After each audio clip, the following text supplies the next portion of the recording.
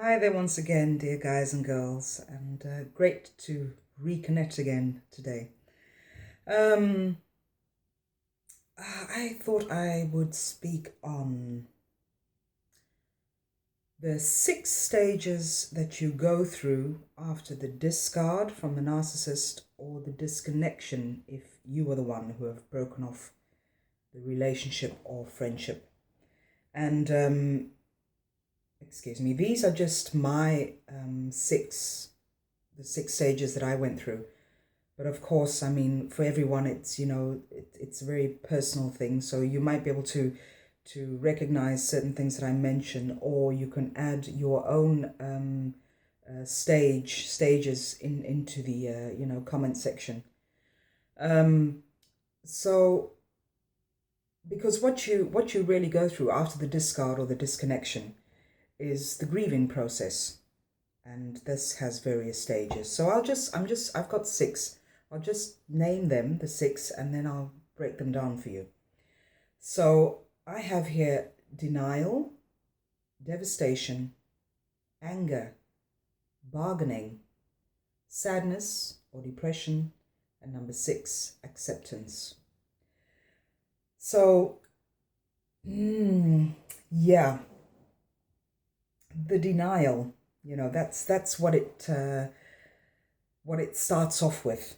That is what I experienced when breaking off my very first relationship with a narcissistic boyfriend, and when the breakup came from the friendship that I also experienced. So I think I went through a very serious case of denial, not only in the relationship but also coming out of it. And I think the worst thing, really, the denial, is when the narcissist starts waving their happy life at you. And this usually happens through social media. So, whether you have been discarded or whether you have disconnected from them, it'll just, the what I mentioned in a previous video, where it just gets you in the pit of your stomach. You don't really feel anger at that point. It's more a churning of the stomach, because they are just waving their happiness and waving their happy lives and waving their, just the disrespect in your face. I think that is the worst thing.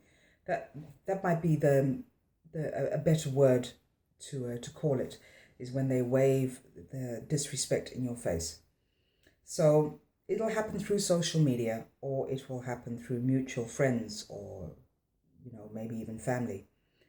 And I think this is more denial from the narcissists themselves, that because they act as if nothing has happened, and as if it's just the most normal thing in the world to just break away from your spouse, your partner, your friend, whatever the dynamics of the relationship are. So the denial is more from the narcissist, and we then feel disrespected, or at least that is how I felt when going through this first stage. Then you have the second stage for me was the devastation. So I went through shock, disbelief, feelings of complete emptiness. And you will also, especially if it is a love relationship that you have broken off, you will feel that everything costs you the maximum effort. So we're talking about everyday tasks here. You will feel that it drains you. You just don't have the energy to get on with your everyday tasks, whether they are the simple tasks or the more difficult ones like going to work. Everything is just costs so much energy. So this is the devastation bit. And for those of you who, if it concerns a romantic relationship, you will find that your sex drive will swing between longing, desiring for your ex-narcissist, or you will feel a very deep sadness about not thinking about thinking about what you no longer have. So it'll either be I'm longing for this person sexually, or it'll be that you can't believe that what you had with the narcissist has completely dissolved. So that is the devastation bit. A lot of sadness involved there as well, and just a lot of disbelief. You sort of disconnect from your body as well. That was my experience, not so much with the friendship, although I did feel certain pangs because, of course, it wasn't a sexual thing, but I did feel pangs of hurt. The physical ache that you can feel in your chest. But I did have the longing for my ex narcissistic boyfriend 23, 24 years ago, where I desired him, and then I would just sort of go straight back into a depression of knowing that the relationship was over. So this very deep sadness and depression. Then there is anger. That was my third stage. So maybe you can relate to this as well. The anger comes into play, and you will feel that you need to get revenge. You see, that anger, that sort of thing. You want to do everything in your power to get back at them, whether that is something physical or whether you want to use absolute profanity. It doesn't matter. I mean, it's just that boiling anger that comes up inside of you. So you will also be disgusted by their "ain't nothing wrong with me" kind of attitude. That attitude. There's nothing wrong with me. You're the one who wanted to leave, or I think it's more the arrogance of it all. When they show this kind of arrogance that they just really don't care whether you are with them or not. I think the only thing that they really do care about is that they no longer have control of you. So that bit of anger that I'm talking about is, you look at their attitude and you check their arrogance, and it just sends you off into another angry rage. And this rage is not, at least with me, the rage wasn't always. I didn't act on the rage, but I could feel it. I could feel it in my chest and feel it in my stomach. Excuse me, I just spilled some tea here. Feel it in my stomach and feel it in my chest. That boiling anger that you get. And and another thing was that I also got angry at myself for tolerating the bullshit for all those years, for tolerating the way that this friend and the ex-boyfriend treated me. So I became very angry, not only at them, but also at myself for allowing this to go on. With the friendship, it was about 4 years, and with the ex-narcissistic boyfriend, we were together for 8 years. So I just thought, I've lost 8 plus 4, 12 years of my life being treated in such a terrible and degrading manner. So that is the anger that you will go through, or maybe that you are right in the middle of now. So we had denial, we had the devastation, then there was the anger. The fourth point is the bargaining. Now, I'll just read this to you. The bargaining is the phase of maybe they're not so bad. So maybe you can relate to that. You sort of, you have these moments where you're sitting quietly on your own, or you get a flashback of something wonderful that happened during the narcissistic relationship, and you'll find yourself thinking, maybe they weren't so bad. Maybe I'll just send them a text message, or just give them a quick ring, or just send a quick email just to see how they are doing, because they're really not that bad. So once again, that makes me chuckle when I think about that, because so many times I was on the verge of picking up the phone, of sending a text message, of sending an email. It is something that I did because with the friendship, the narcissistic friendship that I was in, I broke it off twice. I stopped the friendship twice. The first time was for a period of about 6 months. And at some point I thought, oh, she's not that bad. So I sent her an email. And she was just all too happy to, she said, oh, it's so great hearing from you, and wonderful to speak to you again. Shall we just give each other a ring sometime this week? And I said, oh, I was so happy, oh, goodness. Because it's sort of when they show a bit of kindness to you, as this friend did to me. She showed a bit of kindness, and she didn't say that she missed me, as I said to her. She just sort of, she made as though nothing had happened, as if the 6 months of no contact just didn't happen. So we sort of picked up from where we had left off. So this is the bargaining stage. This was the first time that I broke off with her, and the second time that I broke off the friendship. Well, this is going into 6 months again for me, approximately. I think it's about 5-6 months. And yeah, I'm not intending to break the no contact rule anymore. So coming back to the bargaining, you do this, the bargaining, of trying to get back in touch with them, is more to sort of talk things out. I think this is what we think of when we are trying to get back in touch with them. We want to talk things out. We want to get closure on the friendship or on the relationship. We try to make deals with them. If you could tone down your behavior, then we could have a better friendship or a better relationship. Maybe we can just talk things through. You might even go to as far as saying, well, I just want this person in my life so badly that I will just tolerate their bullshit and just put up with it. So this is the bargaining stage that you go through, where it's a sort of tug of war. You pull back in, but you want to leave, and you pull back in, and so it's the whole bargaining thing.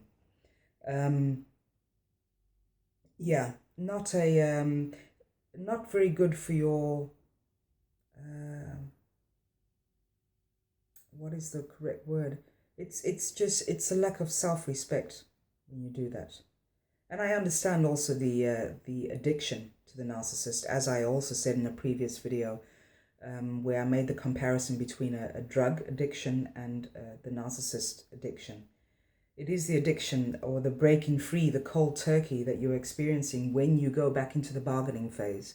And in the bargaining phase is also when you try to just, you take the narcissist back, or you get back into the relationship.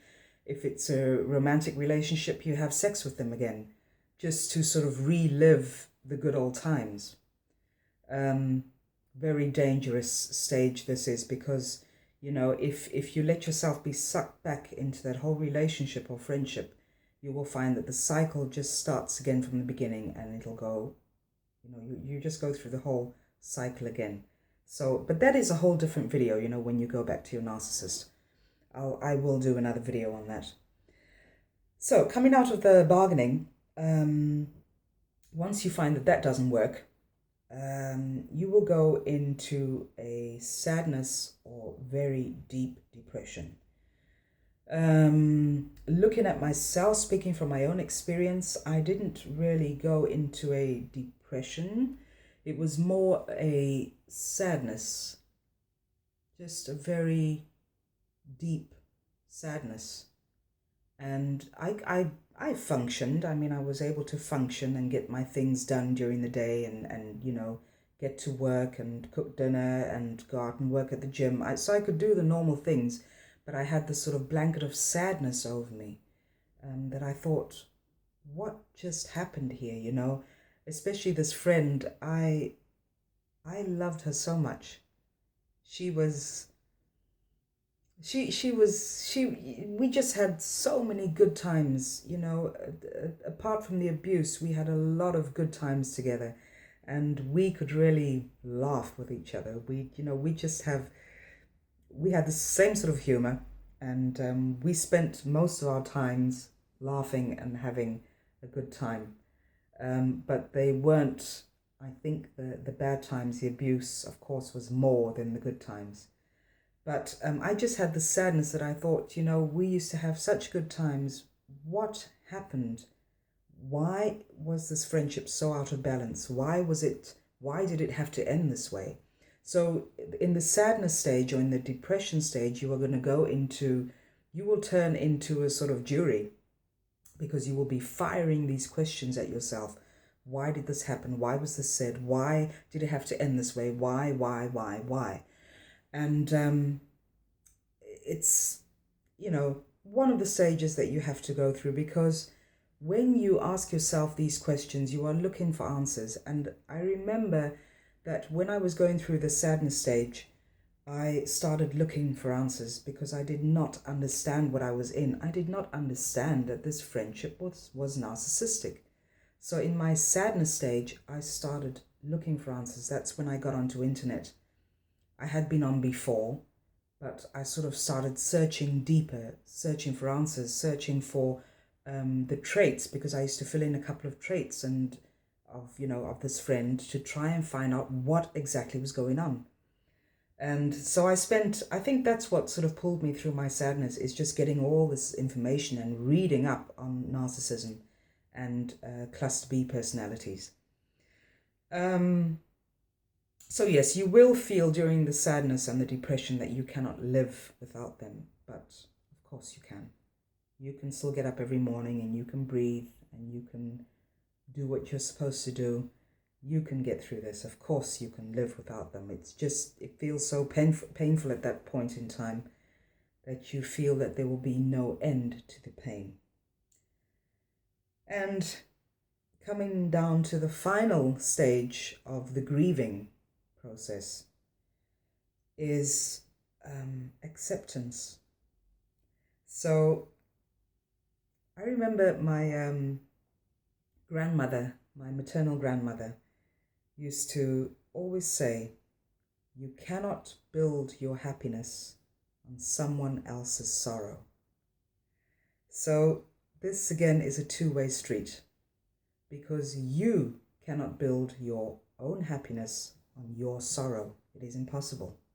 You have to allow yourself to go through the grieving stages in order to rebuild your happiness again, in order to truly feel the happiness again. And the same is with the narcissist. The narcissist cannot build a healthy relationship on your sorrow. It is absolutely impossible. So I think, well, of course, this is the best stage of coming through the grief, is the acceptance of it all. So you may still love the narcissist, but what is there to love? Because actually what you loved or what you fell in love with was a false person, a false self. It wasn't real. So when you go through the acceptance, it's being able to love that person, or the idea that you have of that person. You can love people from afar. You don't have to have them in your space. You don't have to have them in your life, but you can still love and appreciate the good times that you went through. And, once you have come to that moment of acceptance, then it'll be a bit, you'll still have that bumpy ride now and then, but you will find that at some point the bumps will get less and less and less, and then you will soar. That is what happens. That is the stage I'm in now. Do I sometimes still miss her? Of course I still miss my friend, or my ex-narcissistic friend, but I soar now. I appreciate myself more. I have more self-love, and that is the greatest feeling in the world. So good luck and a lot of courage for all of you going through these phases right now. Please share your story in the comment section, because I realize that there are different stages. Everyone has different stages that they go through when grieving the narcissist after the discard or the disconnection. So please share your story with us and, share what you have been through and how you got through it, because we all love reading each other's stories and lifting each other up through these stories. If you like this video, please give it a thumbs up and share it with whoever you think may need to hear it at this time. If you didn't like it, give it a thumbs down, and if you'd like to see more from me in the future, then please subscribe to my channel. I'd just like to say once again a huge thank you to all the new subscribers in the past couple of days. It's just wonderful. I'm just having my own little private YouTube party here. I think it's just wonderful, all the new subscribers, and of course, all the old subscribers. Okay, have a great day or evening or afternoon, wherever you may be in the world, and we'll speak to you very soon again. Thanks again. Cheers. Bye now.